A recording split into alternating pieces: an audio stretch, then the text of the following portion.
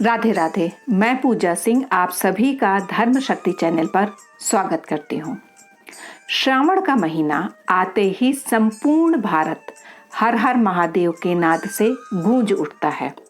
सावन की पावन वर्षा में जब शिव भक्त कंधे पर कावड़ रखकर निकलते हैं तो केवल एक यात्रा नहीं प्रारंभ होती, बल्कि एक तपस्या, एक व्रत और एक आत्मिक संवाद की शुरुआत होती है। यह यात्रा उन भक्तों की होती है जो न केवल सुविधा खोजते हैं, न विश्राम, बल्कि केवल एक लक्ष्य रखते हैं, अपने आराध्य महादेव को पवित्र गंगा जल अर्पित करने का। कांवड़ यात्रा का आरंभ आज की बात नहीं है। पौराणिक मान्यताओं के अनुसार इस यात्रा की शुरुआत त्रेता युग या उससे भी पहले हो चुकी थी। कुछ मान्यताओं में बताया गया है कि भगवान परशुराम, विष्णु भगवान के छठे अवतार ने ही सबसे पहले गढ़मुक्तेश्वर से गंगा जल लाकर भोलेनाथ का अभिषेक किया था। उन्होंने यह जल अपने तप, श्रद्धा और भक्ति से प्राप्त किया और तब से यह परंपरा अस्तित्व में आई। एक और कथा में श्रवण कुमार का उल्लेख मिलता है। श्रवण कुमार, जिन्होंने अपने अंधे माता पिता को कांवड़ में बिठाकर तीर्थ यात्रा करवाई थी, उन्होंने गंगा स्नान के बाद गंगा जल लेकर भगवान शिव का अभिषेक किया। इस कथा में सेवा, श्रद्धा और समर्पण का भाव प्रबल है। यही भाव आज भी कांवड़ियों में दिखाई देता है। कुछ कथाएं रावण को भी प्रथम कांवड़िया मानती हैं।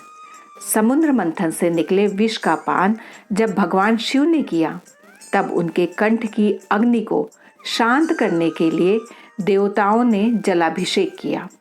किंतु रावण, जो शिव का परम भक्त था, उसने स्वयं गंगा जल लाकर कांवड़ से भगवान शिव का अभिषेक किया।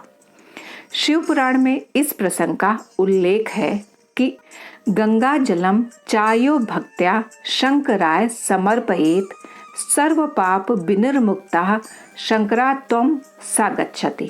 अर्थात जो भक्त गंगा जल से शंकर जी का अभिषेक करता है, वह पापों से मुक्त होकर शिव के समान हो जाता है। कांवड़ यात्रा आज भी अनेक स्वरूपों में की जाती है। पहली, सामान्य कांवड़ यात्रा। इसमें भक्त जल लेकर धीरे धीरे चलते हैं और आवश्यकता पड़ने पर विश्राम करते हैं। दूसरी है खड़ी कांवड़ यात्रा, जिसमें दो भक्त साथ होते हैं।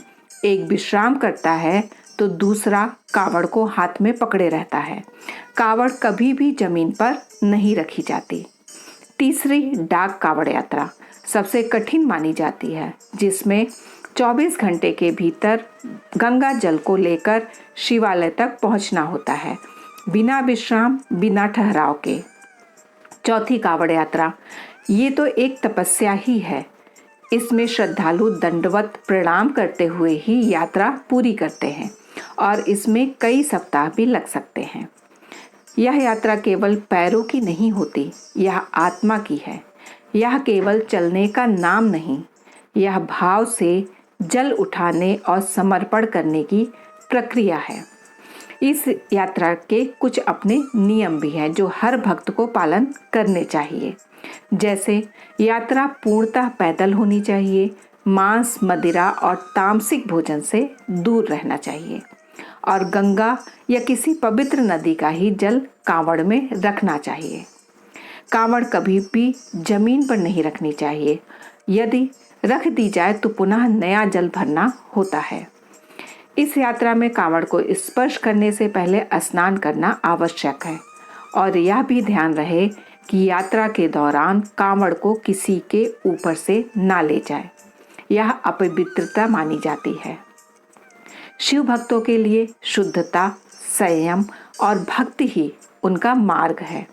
मार्ग में बोल बम और हर हर महादेव की गूंज वातावरण को दिव्यता से भर देती है। शास्त्रों में कहा गया है, यह करिष्यति कांवरम श्रवणे मासी भक्तिमान शिवलोकम सागच्छेन ना पुनर्जन्म विधीयते। अर्थात जो भक्त सावन मास में कांवड़ यात्रा करता है वह शिवलोक को प्राप्त करता है और पुनर्जन्म से मुक्त हो जाता है। यह यात्रा केवल पुण्य अर्जन नहीं, आत्मा की उन्नति का माध्यम भी है। श्रद्धा से की गई यह यात्रा भक्त को केवल भगवान शिव के समीप ही नहीं ले जाती, बल्कि स्वयं से भी उसका परिचय कराती है। शरीर थकता है, पैर छिलते हैं, धूप तपती है, परंतु मन में जयकारा ही गूंजता है हर हर महादेव का। यही वह भाव है जो इस यात्रा को तब बना देता है। और अंत में यदि आप स्वयं कांवड़ यात्रा ना कर सके तो कम से कम उनके प्रति सम्मान रखें। किसी कांवड़ियों को पानी दे दें, विश्राम का स्थान दे दें या मन ही मन उनका जयकारा कर दें। यही आपके लिए भी एक पुण्य बन जाएगा। शिव की भक्ति किसी एक माध्यम से नहीं होती, वह भाव से होती है, और जो भाव से जुड़ता है वही अंततः शिव के समीप पहुंचता है। तो आशा करती हूँ कि ये वीडियो आपको पसंद आई होगी। तो फिर मिलते हैं एक नई भक्तिमय ज्ञानवर्धक वीडियो के साथ। तब तक के लिए हर हर महादेव।